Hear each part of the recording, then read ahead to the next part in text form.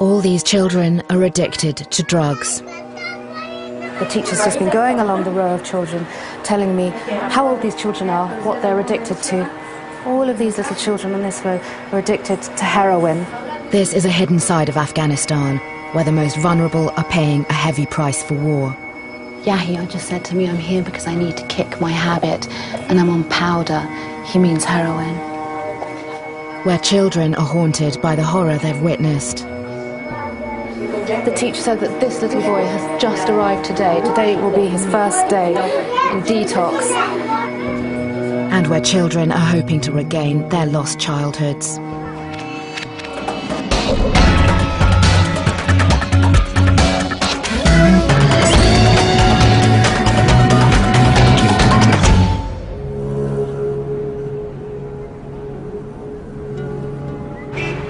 Kabul is known to the world as a place of checkpoints and suicide bombs.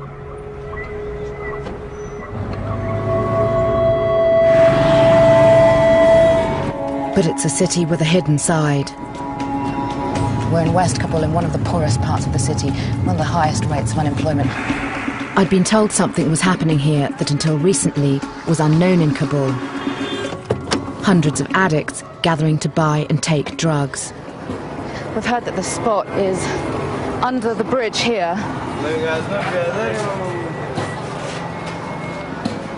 Salam. Right, this is the bridge. And there's a really, really bad stench.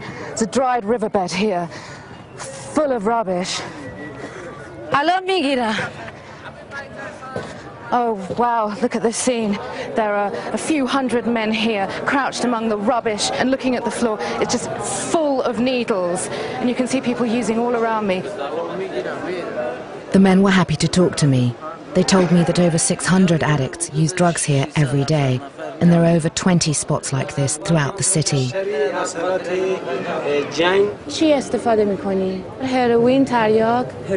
This gentleman here says everybody here is taking heroin. The UN estimates that 8% of the adult population has a drug problem, but the men told me of a new development. Every day, more and more young boys were turning up under the bridge, and they were all addicts. They called one boy over. Ibrahim is only 15. He'd been smoking heroin since he was 13. How many of your friends take drugs? Ibrahim says that 5 of his friends who are the same age as him, 15, are using drugs. He said he suffered from depression. Ibrahim says he started taking drugs because both his parents were killed 8 years ago in the war, in bombings. Other boys arrived to speak to me. The stories they told were of lives and families torn apart by the war.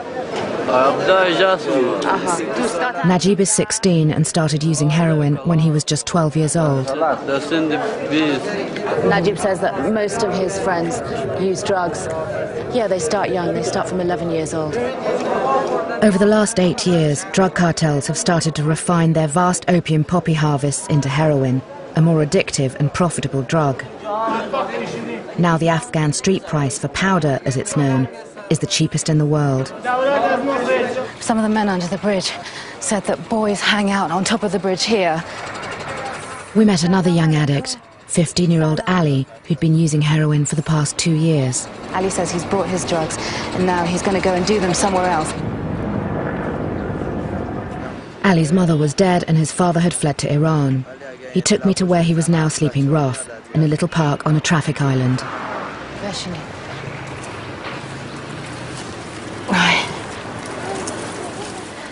Ali preferred smoking away from the squalor under the bridge. He'd bought a wrap of heroin, about a gram, for just over £1. I wanted to know why he was so heavily addicted at such a young age.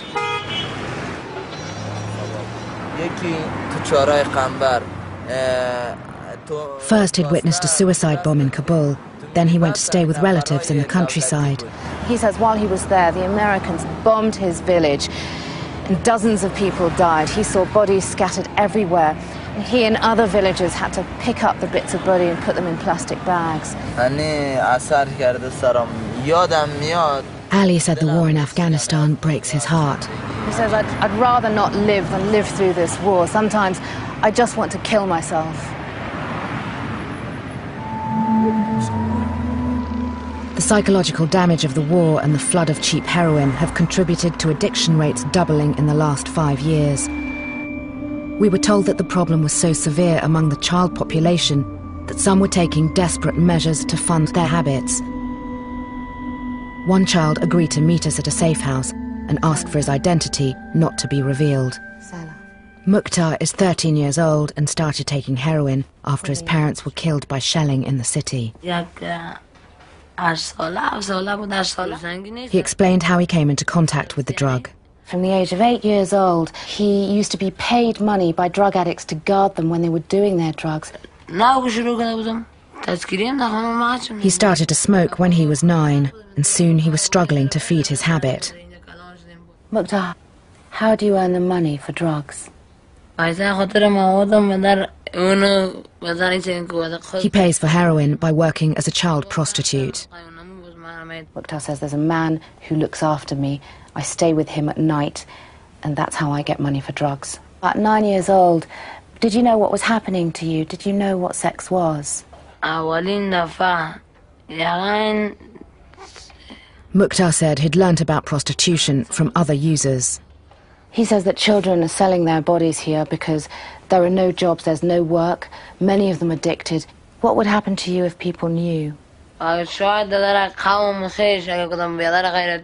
told me that homosexual relationships and prostitution are taboo in Afghanistan. They're looked upon very badly, and if you're caught, you could be shot dead.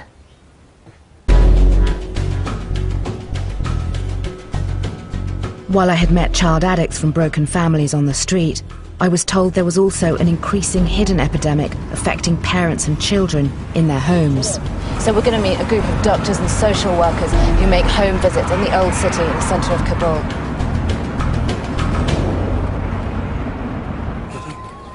In this deeply conservative society, drug addiction is seen as a dishonour. Salam alaikum. So the Najat medical team have to visit families who are too ashamed to seek help. Dr. Shinkai, shoma mibinin ke I asked Dr. Shinkai Minawal how bad the drug situation was among families here. In this area, there are about 130,000 families, and she says that 60% of them are addicted to drugs here.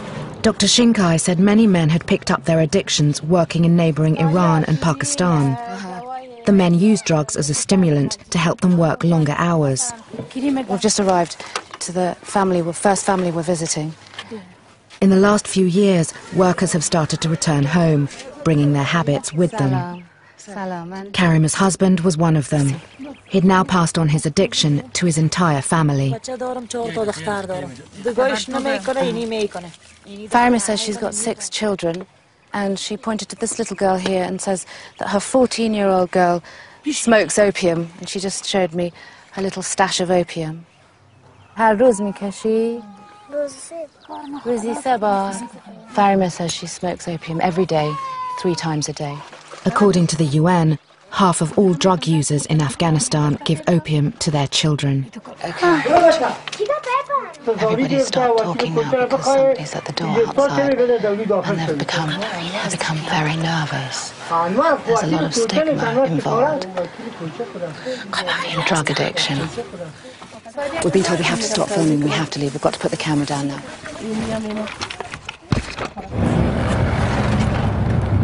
That just goes to show what a sensitive subject drug addiction can be in this country. An angry group of locals had gathered in front of the house, and they were demanding to know what the doctors and social workers were doing. So we had to sneak out the back of the house, but the doctor told us to get out the area as soon as possible, because situations like that can easily escalate.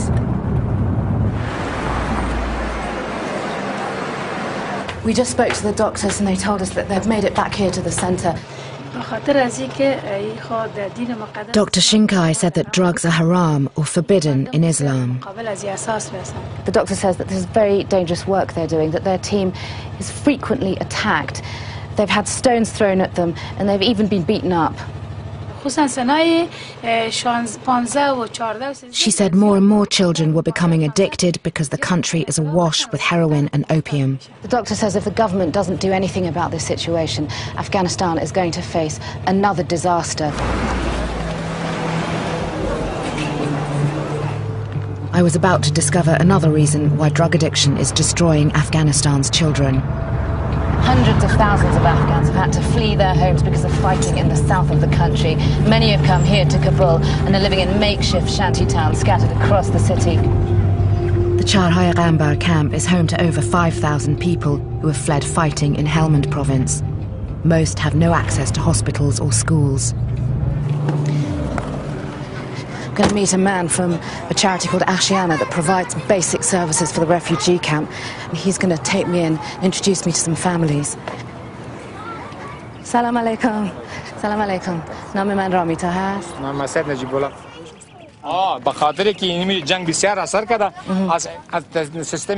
Asad Najibullah said there were many child addicts here and not just for psychological reasons. Once again, the war was to blame. He says many of the children here have lost limbs because of the war. They've been severely affected by what's happened to them and they're very poor and they've got no money for medicine. He introduced me to Zarima, who was hooked on opium. This little girl is 3 years old and you can see that she's lost her arm.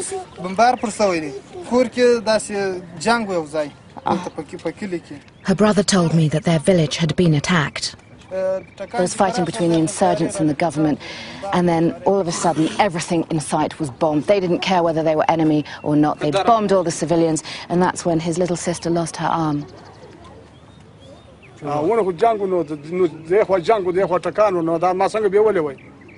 Her father, Mirajan, said he had no option but to give his little girl opium. He says, I couldn't get to a doctor, there was no medicine, what could I do? Since then, Mirajan had tried to stop giving her opium, but she'd suffered severe withdrawal symptoms. I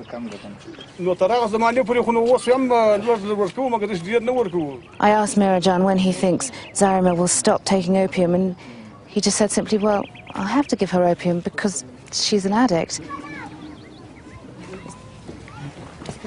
Najibullah took us to meet another family. Salam alaikum.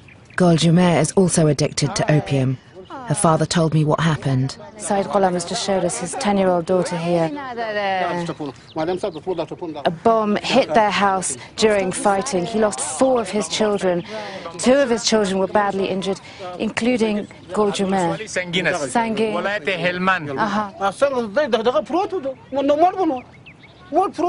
There had been no doctors in the village to help. This little girl's arm wasn't completely amputated, and there was a local man in the village that knew something of medicine who had to amputate her arm, and you can imagine the pain she must have been in. That had happened 2 years ago, and she was still in pain. Now opium was part of her daily life. He says that he doesn't have much money, but he still has to give his daughter opium, and he says that opium is much cheaper than a painkiller that you get in a chemist. And he says you just need a tiny little bit of opium to ease the pain. It's very strong. The families I met were left to fend for themselves. Government doctors rarely come to the camp, and too few aid agencies are equipped to deal with child addicts. I wanted to find out the extent of drug use outside the capital. We headed 300 miles north to Badakhshan, one of the most remote and poorest areas of Afghanistan. You can see just how isolated this area is. In the last 5 hours we've been driving, we've only passed a couple of cars. Every now and again you can see a village dotted in the mountains. And for 6 months a year, most of this area is completely cut off from the outside world when it snows during winter. Criminal cartels, insurgent groups and corrupt government officials reportedly smuggle a quarter of all Afghan heroin through these valleys into neighbouring countries. The province also used to be one of the main opium poppy growing areas until an attempted eradication campaign. We went to a former opium farming village, Razrak, to find out what had happened since then. Salam alaikum. خوشحال شدم. رامیتا هستم. سلام علیکم. مشکلات بزرگ چی ان اینجا؟ Chief Dwabeg told me there were 400 people in his village, and now all of them used opium. He says we've got so many problems in this village, but our biggest problem is drugs.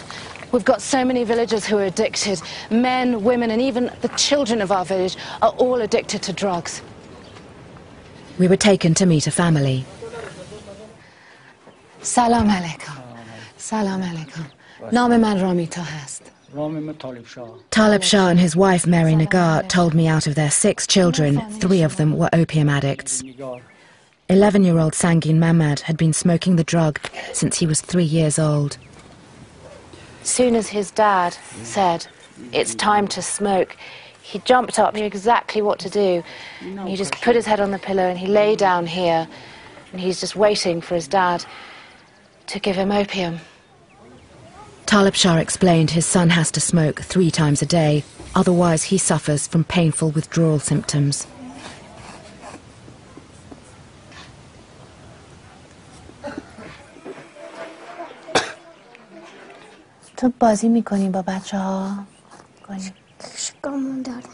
I'm just talking to Sangin Mamad, and it's really sad because he's just a little boy, but he's just out of it. He's talking to me in a whisper, you just saw, and he says that when he doesn't smoke, he feels real pain. And I asked him, do you ever go out and play with the kids, play with other kids?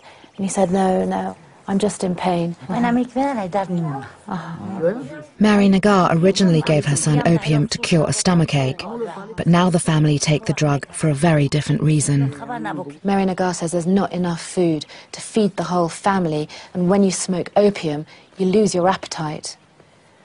Why don't you spend your money on food rather than opium? Talib Shah said food was more expensive than opium. To feed the whole family for a day costs about £3, but to buy about this much opium, which lasts a day, costs about £2. And when they take this, they feel less hungry, so they eat less. Do you have food in the house now? Mary Nagar just brought me over to show me what food they've got to eat tonight. There's this flask of tea and just these 2 pieces of dried old bread. And this is to feed 9 people in this family. Mary Nagar saying this bread is all we've got. We've got nothing. No meat, no fruit, no vegetables. Hichi, nothing.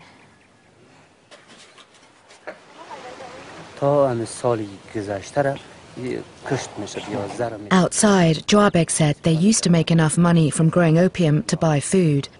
But since the government destroyed their opium crops, they had lost their livelihoods.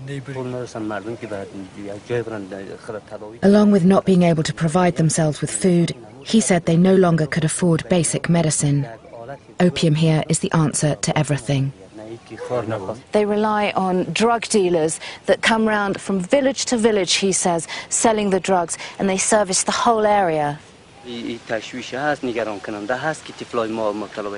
Dwabeg said what worried him the most was the rising number of child addicts in the village. The chief said it will be a disaster if the children of the village are not treated for drug addiction.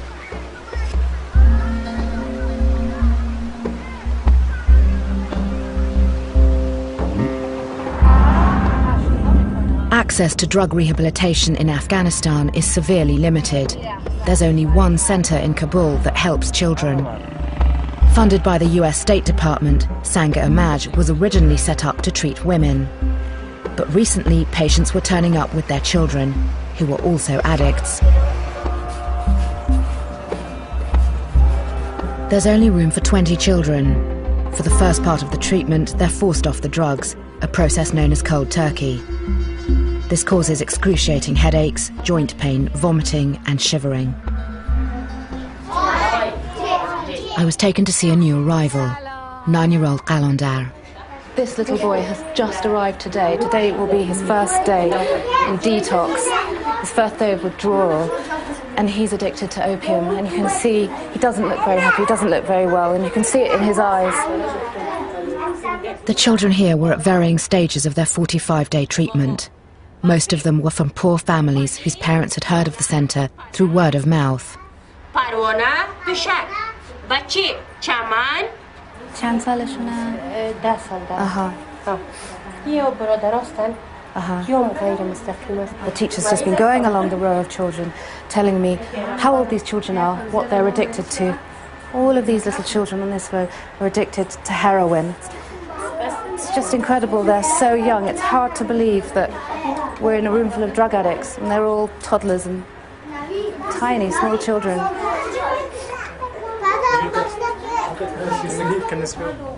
I spoke to some of the children about their experience. These little boys are in detox right now. It's only their third day. Yahya, I asked 5-year-old Yahya if he knew why he was here. Yahya said that I'm here to kick the habit because I'm on powder. He means heroin. Rahullah explained why his little brother had been taught to smoke heroin. He says that he was given it because he had toothache. He says that his addiction got so bad that he'd cry when he didn't have it and he'd start chewing old bags of heroin. 12-year-old Chaman became addicted by inhaling her father's heroin smoke. I asked her if giving up was hard and she said, it was really hard. It took a week and the whole of my body burnt and ached.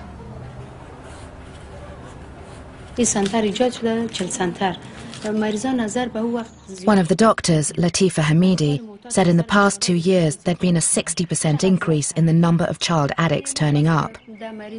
She told me the future of the country was at stake. The doctor says there's going to be a generation of drug addicts that need help, that aren't going to be able to work. Chaman was at the end of her treatment and was now being allowed to return home. Her mother Layla had come to pick her up.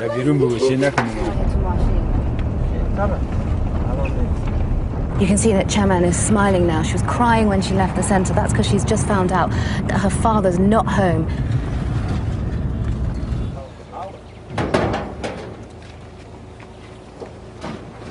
Chaman's father became addicted to heroin while working in Iran. When he smoked at home, drug dependency spread through the family. Even Chaman's 1.5-year-old brother was affected. Layla told me Chaman had already completed rehab once before, but it had failed.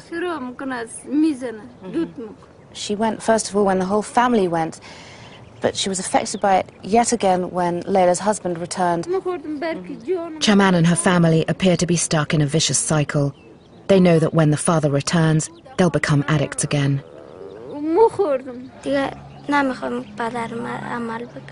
All Chaman wishes for in her future is that her father stops using heroin. She says, I just want him to get better. UK aid to Afghanistan is being increased by 40%. None of it is currently dedicated to any drug treatment programs. While the world's focus is on the fight against the Taliban, Afghanistan is being consumed from within by an equally serious and long-term threat. If you want to find out more about drug addiction in Afghanistan or any other issue covered on Unreported World, please visit our website at channel4.com/unreportedworld.